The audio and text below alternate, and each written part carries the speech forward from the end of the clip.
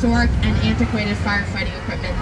Also coming up on your left, a very cool street called Elfreth's Alley. Elfreth's Alley is the oldest continually inhabited residential street in the country, and there's houses that date back to the 1720s on Elfreth's Alley. It's a public street. You can walk up and down any time of day. But if you want to get an even closer look at what colonial life was looking like in the 1700s, two of the homes on Elfreth's Alley have been converted into a museum. Alright, coming up, we're going to have our very first stop of the tour at the Betsy Ross house. By a show of hands up top and calling out to James downstairs. Is anyone looking to make a stop at the Betsy Ross house? Nobody up top. You might recognize that name, Betsy Ross.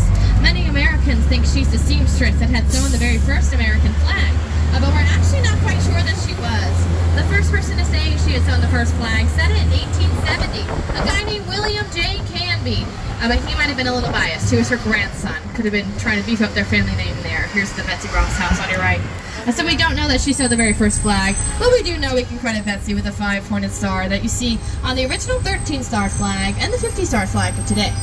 In his original plans for the American flag, George Washington intended to include a 6-pointed star, but Betsy showed him she could use just one piece of fabric to create the 5-pointed star instead of the two.